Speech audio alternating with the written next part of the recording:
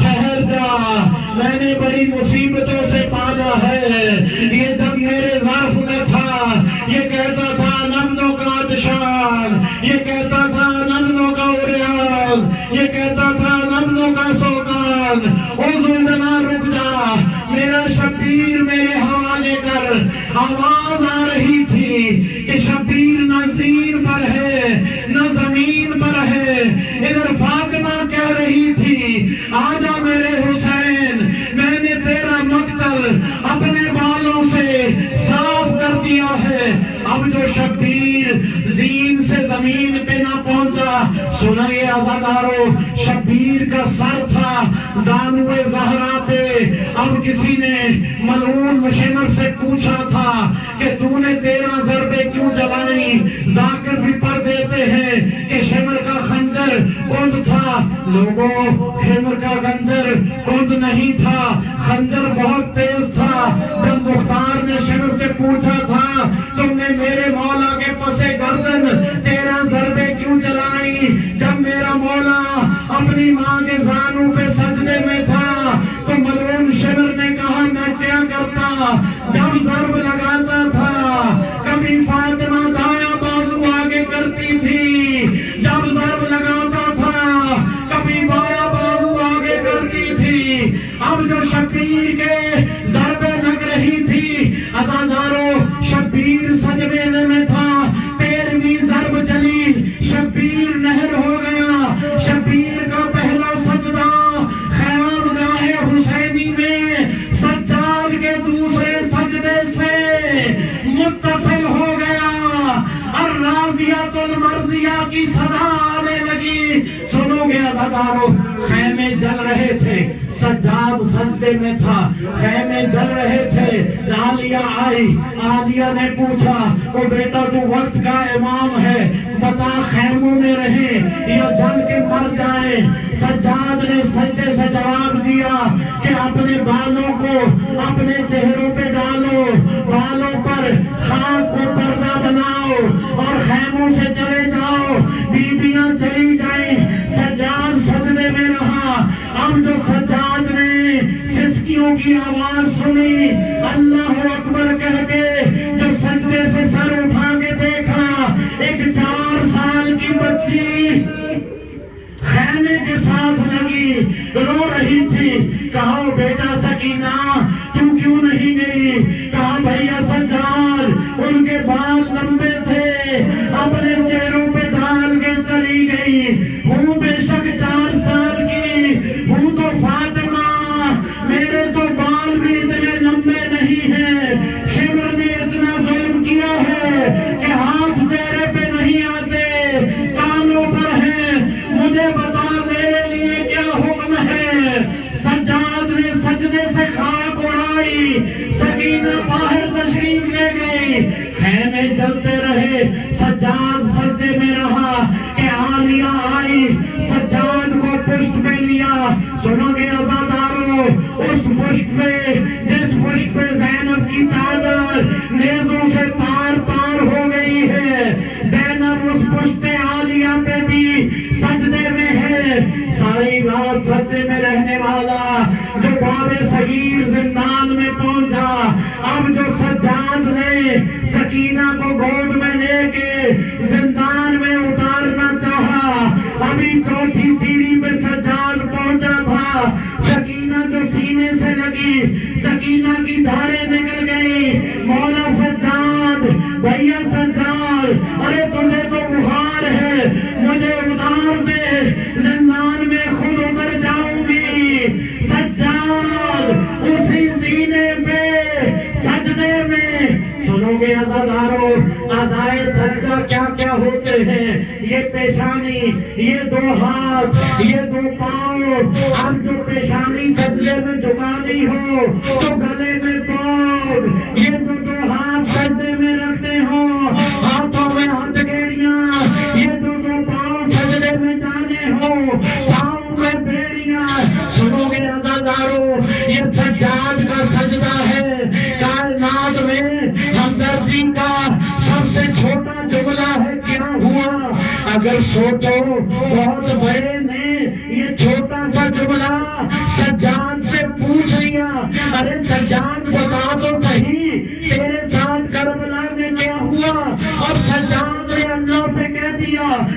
سجاد تو سجدے میں تھا، تجھے سجدوں سے بے نیاز کر رہا تھا۔ عالیہ سے پوچھ کربلا میں کیا ہوا؟ اب عالیہ کچھ نہیں کہے گی، اپنی نیزوں سے تار تار چادر اللہ کے سامنے کرے گی اور کہے گی اے اللہ سے دیکھ، اب جو اے اللہ دیکھے گی وجہ اللہ پہ ید اللہ کا بادم، وجہ اللہ پہ ید اللہ کا بادم، ماتم سجاد، ماتم حسین، واہ حسینہ، واہ علیہ، واہ بازا۔ ترک اولا کا عذر پیش کیا، توبہ نہیں کی۔ لوگ کہتے ہیں توبہ کی، وہ معصوم ہے، معصوم خطا سے محفوظ ہوتا ہے۔ جب ترک اولا کا عذر پیش کیا اور وہ ترک اولا کا عذر قبول ہوا تو فوراً رونا بھی بند ہو گیا اور سجدہ بھی ختم ہو گیا۔ آؤ یہ فخر آدم ہے سجاد جو 40 سال برابر سجدے میں خون روتا رہا۔ اب آدم سے ذرا آگے چلیے نوح کی طرف۔ جناب نوح نے کشتی بنائی۔ میں کیا کروں، آپ کی آنکھیں بھر آئی، ایسا میرا مولا ہے جس کے فضائل بھی مسائل ہیں۔ نوح نے کشتی بنائی، وسن فلک بے اعیننا، کشتی بناؤ میری آنکھوں کے سامنے۔ اب جسے بھی آنکھ سمجھو، یا تو اسے جسم و جسمانیت والا مانو اور توحید سے نکل جاؤ۔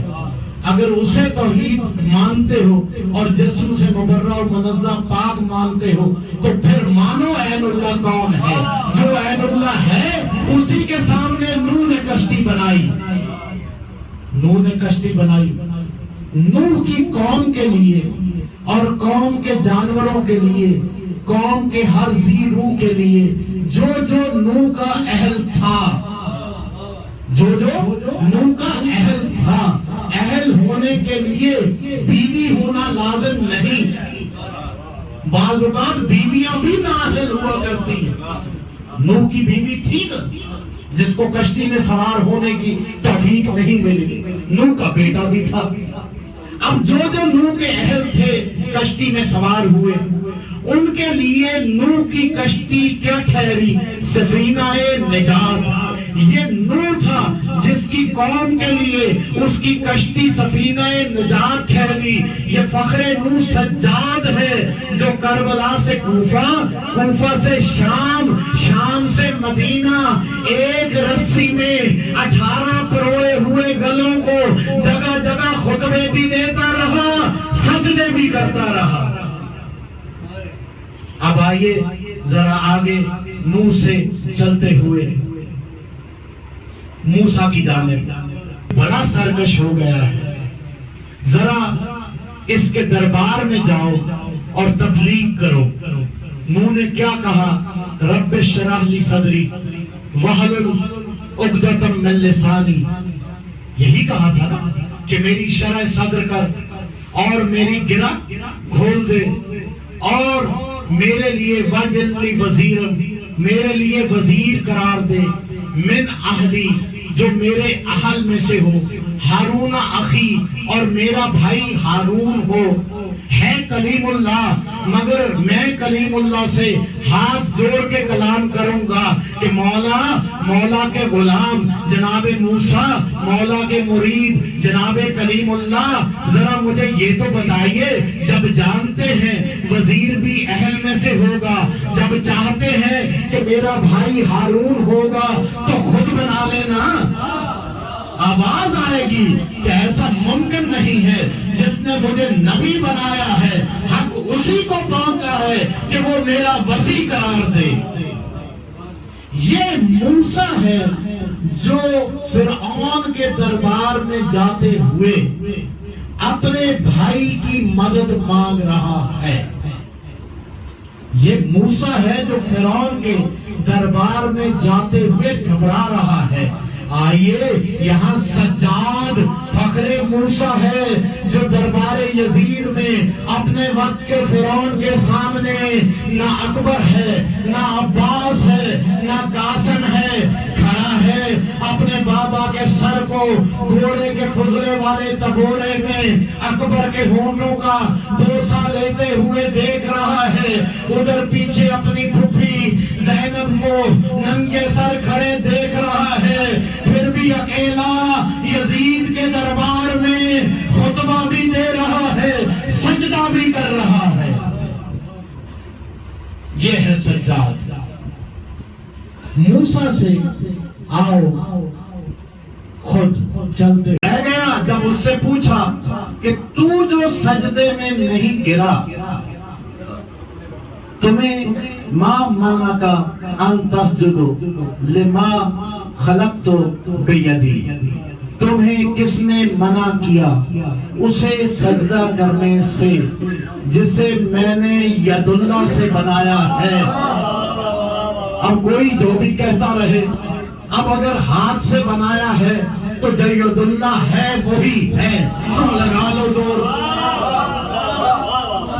میں نہیں کرتا ید اللہ کا ترجمہ، ہاں ید اللہ نے بنایا ہے، اب اگر کسی اور کو ڈھونڈ کے لانا ہے تو لے آؤ، بہرحال اسی نے بنایا ہے جو ید اللہ ہے۔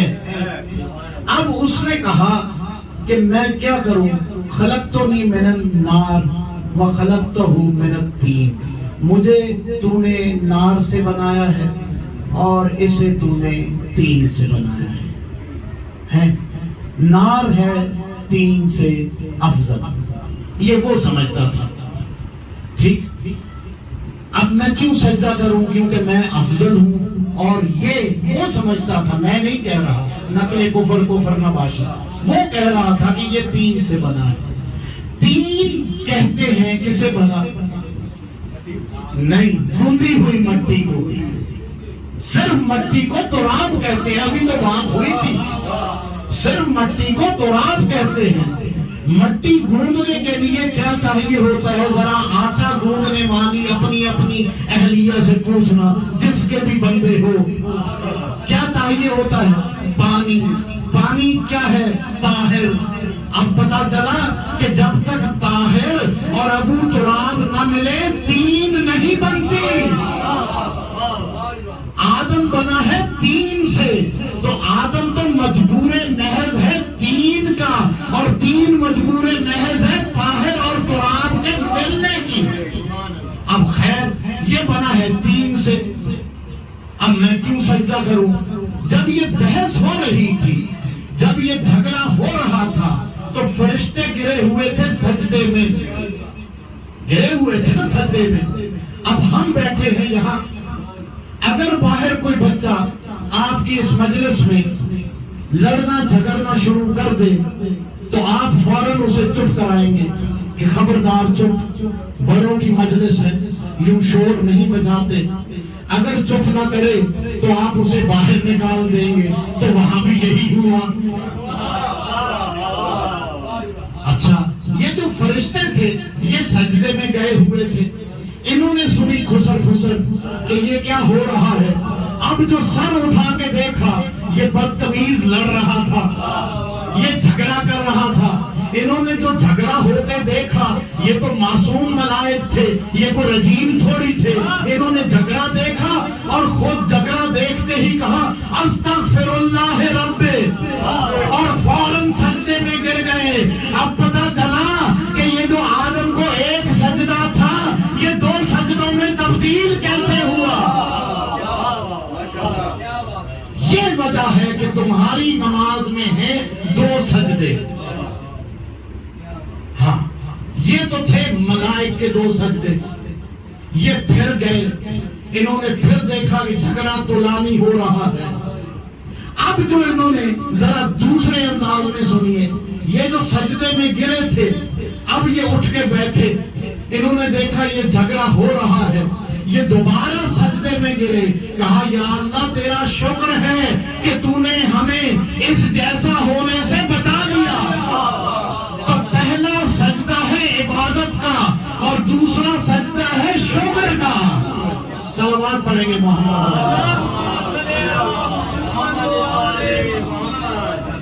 یہ ہیں دو سجدے، جس وجہ سے تمہیں نماز میں دو سجدے کرنے کا حکم ہے۔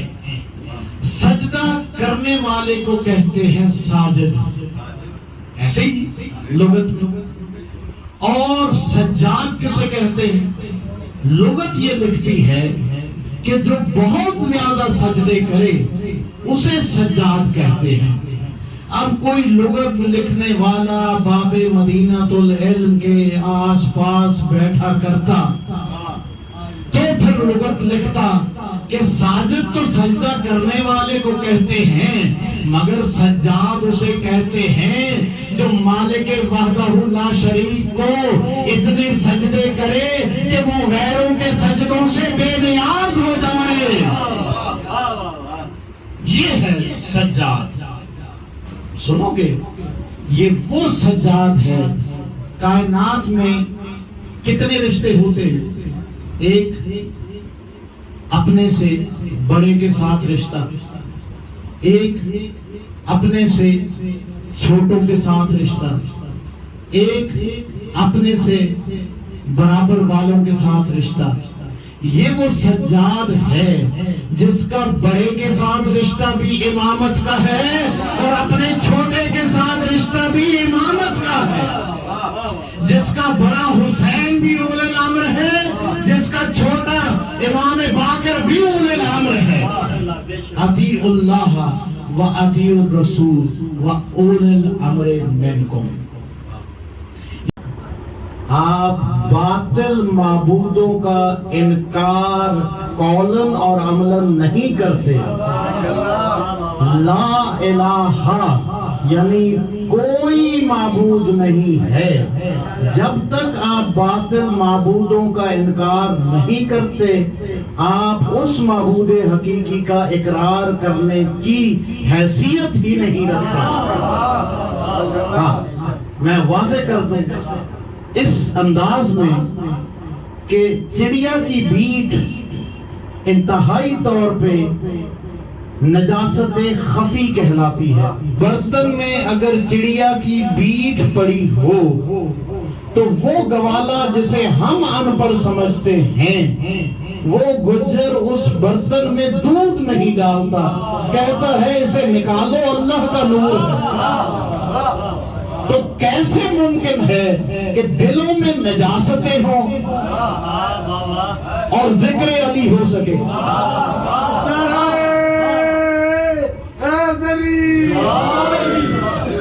ہاں، یہ تمہیداً چند جملے ہیں، آپ برداشت کریں گے، کیونکہ اکثر لوگ، میں کہا کرتا ہوں کہ امامہ دیکھ کے بلا لیتے ہیں، بعد میں گھبرا جاتے ہیں۔ ہاں، تو بات یہ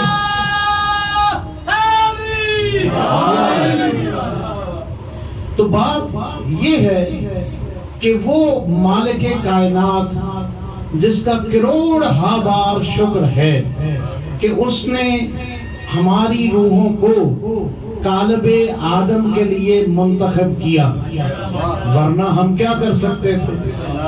لاکھوں پھرتے ہیں بنوں میں مارے مارے۔ اور پھر اس نے یوم الست ہمیں یہ توفیق دی کہ جب میثاق لیا جا رہا تھا ولایت کا، ہم تو کچھ نہیں جانتے تھے، بلکہ ہم کیا، ہمارے تو ابا بھی نہیں جانتے تھے۔ تو اس نے ہمیں توفیق عطا فرمائی کہ ہم ولایت علی کا اقرار کرتے ہوئے مومن گھرانوں میں آنے کے حقدار ٹھہرے۔ تو وہ اللہ، اس نے ہمیں سب سے پہلا عہدہ جو عطا کیا اس زمین پر، وہ ہے آدمی ہونے کا۔ اب جب اس آدمی نے اس کی بندگی کرنے کی کوشش کی، صرف کوشش، کیونکہ بندہ ہونا ہمارے بس کی بات نہیں، جسے وہ بندہ کہتا ہے اسے کم از کم سبحان اللہ ذی اسرا بعبدہ، اسے کم از کم مسجد حرام سے مسجد اقصی سے ہوتے ہوئے وہاں تک لے جاتا ہے جسے وہ بندہ کہتا ہے۔ بہرحال جب ہم نے بندگی کو کوشش کی تو پھر ہمیں دوسرا عہدہ ملا بندہ ہونے کا، یہ اس کا لطف ہے۔ ورنہ بندگی اب جو جس کا بندہ ہے، ہاں مجازی طور پہ خواتین ہماری اہلیہ جن کے لیے ہم اکثر نااہل، ہاں وہ جب بھی ہمارا پنجابی میں تعارف کراتی ہیں تو کہتی ہیں اے میرا بندہ ہے۔ اب جو جس کا بندہ ہے خود ذرا دیکھ لے کہ بندگی کے لیے کیا کیا کرنا پڑتا ہے۔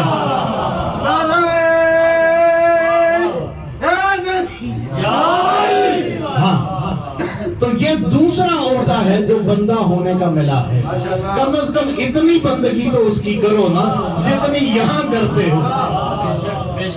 اب اس بندے نے جب اس مالک کی مخلوقات سے غیر مشروط انس کا مظاہرہ کیا، غیر مشروط، یہ نہیں دیکھ کے کہ فلاں نے کیا دیا تھا، نہیں، غیر مشروط انس کا، تو پھر اس نے تیسرا عہدہ عطا کیا انسان ہونے کا۔ اب آدمی، بندہ اور پھر انسان، اس کے بعد وہ مخاطب کر رہا ہے یا ایھا الذین آمنو، اے وہ لوگو، اے وہ ہستیوں جن سے میں مخاطب ہو رہا ہوں۔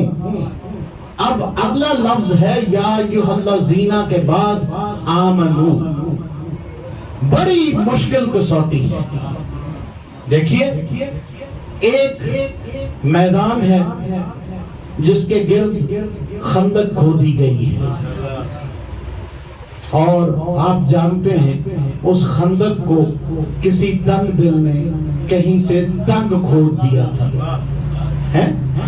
اور وہاں سے کوئی اسے عبور کر کے آ گیا تھا۔ اب اس سے جو لڑنے گیا تھا، بڑی مختصر جنگ ہے خندق، فقط ایک لڑا ایک کے خلاف، اور 4 دفعہ زندگی میں رسول نے کہا ہے کہ تم میں سے ہے کوئی ایکم، اور وہ ان 4 میں سے ایک بار خندق میں کہا۔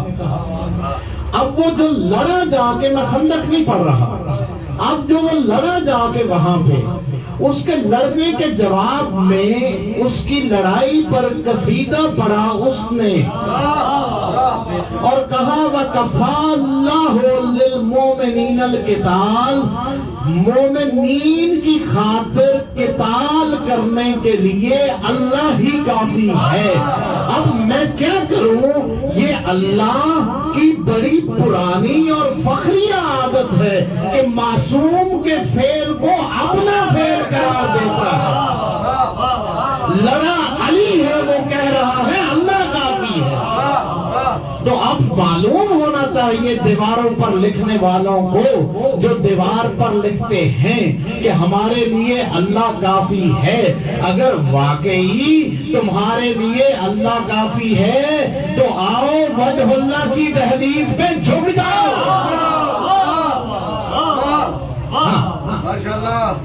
اب یہ ہے وہ تعارف جو خندق میں لڑنے والے کا اس مالک نے کرایا۔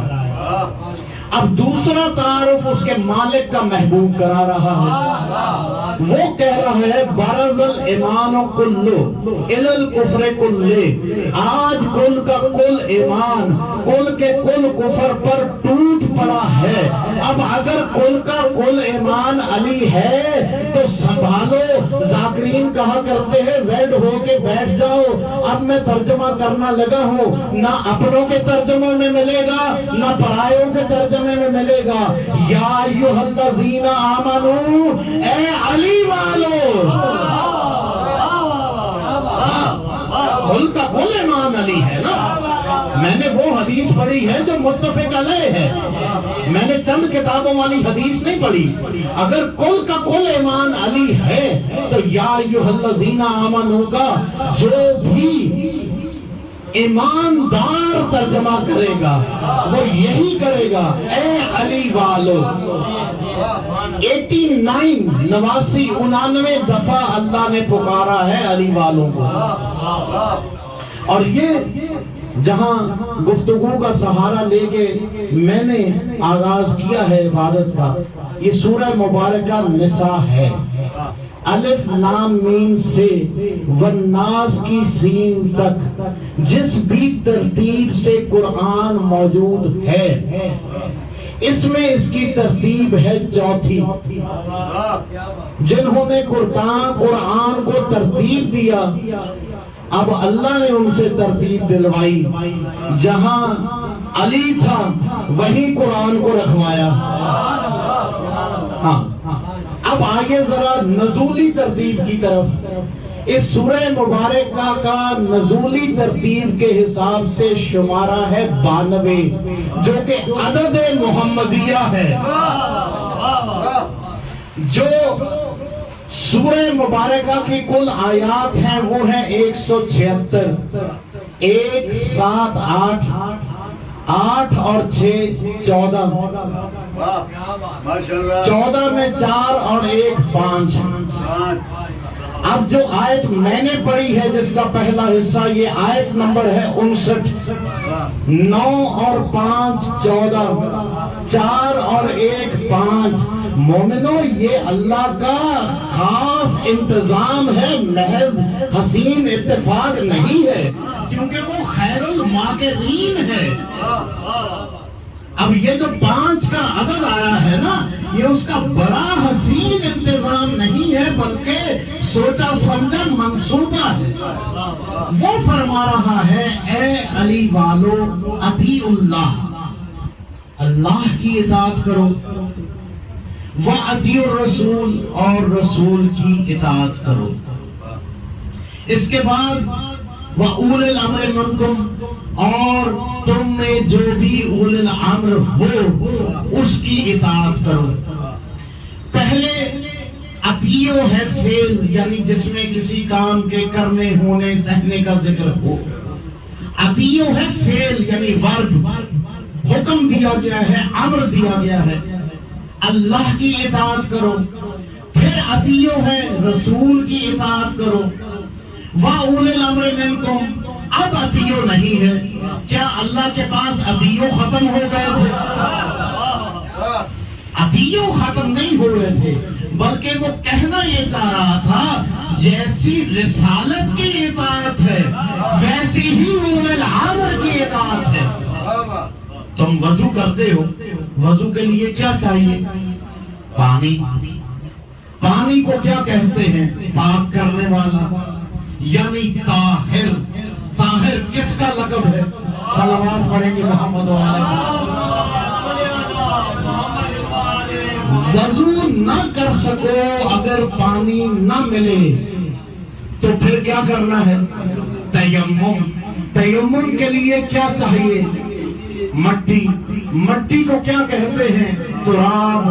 اب پتہ چل گیا نا کہ اگر وضو نہ کر سکو تو تیمم کرو، اگر طاہر تک رسائی ممکن نہ رہے تو پھر ابو تراب سے متصل رہو۔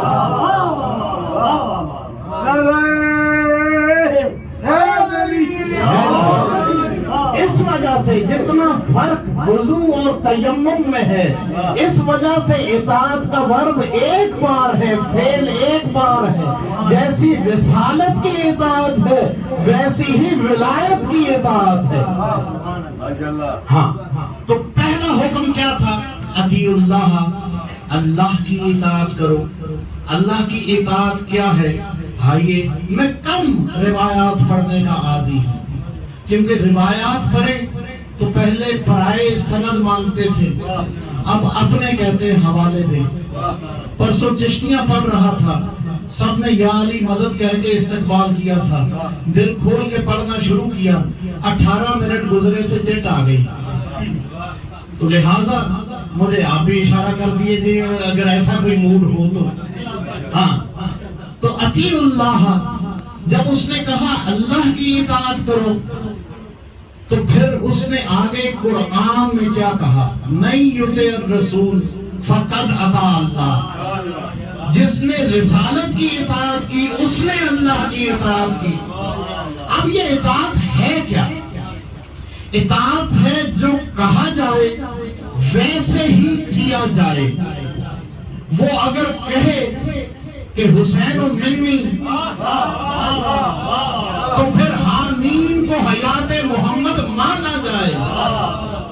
وہ اگر کہے فاطمہ تو بضعۃ منی، فاطمہ میرا ٹکڑا ہے، تو پھر طٰہٰ کا ترجمہ کرتے ہوئے یہ خیال رکھا جائے کہ ہاں ضمیر ہے مؤنث کے لیے اور دعا سے ہے طریق، یعنی طریق ہاں، اس مؤنث کا راستہ یعنی فاطمہ کا راستہ، یعنی کہ طٰہٰ فاطمہ کا راستہ رسول.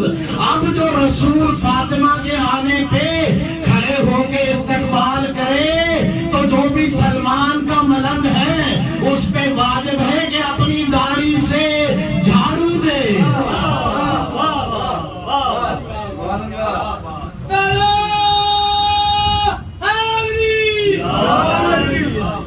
کیا ہے جو کر کے دکھایا جائے ویسے کیا جائے.